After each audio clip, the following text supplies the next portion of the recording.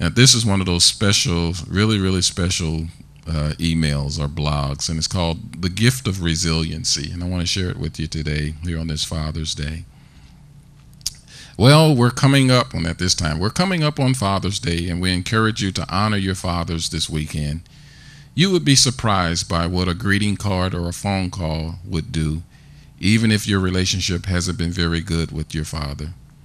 I have some very fond memories with my dad. He was a fun-loving guy, a fun-loving dad who always threw caution to the wind. It got him in trouble many times, but it also gave his children a sense of adventure and daring that proved to be very helpful for us when we found ourselves called into the ministry. My dad saw my love for sports and took me to my first baseball game. That's why I said I'm his favorite. The St. Louis Cardinals were playing the Montreal Expos, and Jose Cardinal hit a 2-run double in the 7th inning that gave them a 4-2 victory. How's that for an imprint in your memory forever? I couldn't believe I was actually there in a 50,000-seat stadium looking at the high-tech scoreboard and the massive crowd and experiencing all the sounds I had always heard when I listened to the games on the radio.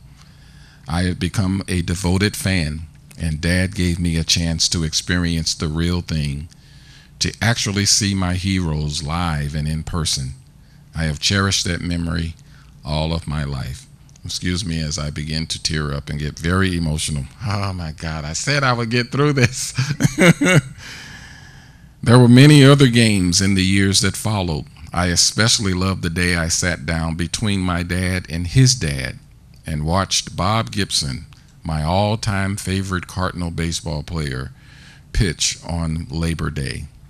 I actually realized I was experiencing something very special that would never happen again. 3 generations sitting together enjoying our favorite sport. Those were the times that established something in my heart that I have tried to give my children. There are once-in-a-lifetime opportunities that come your way, and I try to open the door for them to experience some of them. Then there are some things you cannot wait for because some memories you simply have to make.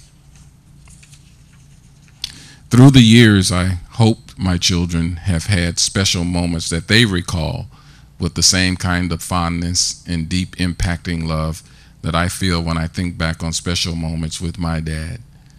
My dad didn't always put his arms around my shoulder or say I love you in those moments. He wasn't that kind of man. He gave us nicknames, and he always told us he was proud of us.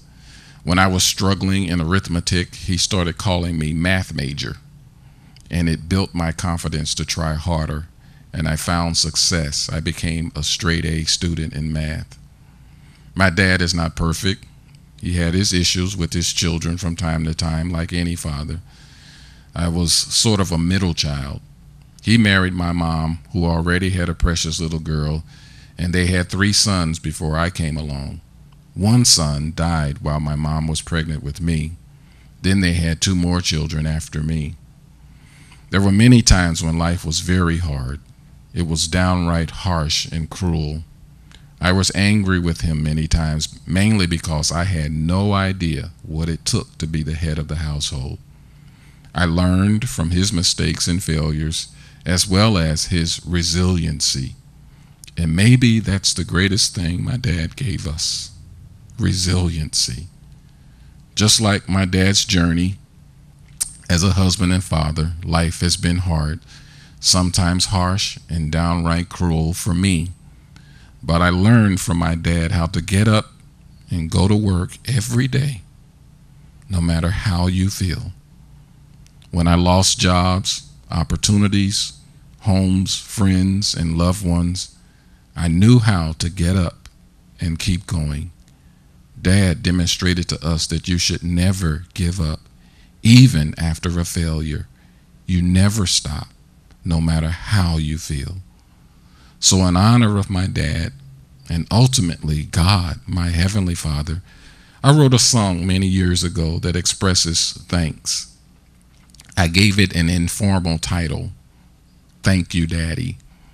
I just want to share that song with you this week. And the lyrics are, there's so much I take for granted, like the rising of the sun. Every time I see the morning, never thankful for the dawn. Like a father who's always there with the same things every day, so consistent and expected that sometimes I forget to say, thank you, Daddy, for the blue that's in the sky. Thank you, Daddy, for the light that's in your eye. Thank you, Daddy, for the life beat, my heartbeat I've been handed. I get so busy, I'm taking you for granted. There's so much you're always doing. You watch my life and keep me safe. Sometimes you throw in extras, giving me a little bit more grace. You take the time to listen when all I bring are complaints. You carry me on your shoulders, and you sing to me in the rain. I can always recall the discipline you gave, all the nights you spent with me, and the path that you have paved.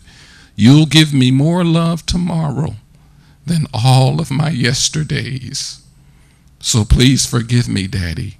I never take the time to say thank you for every single day.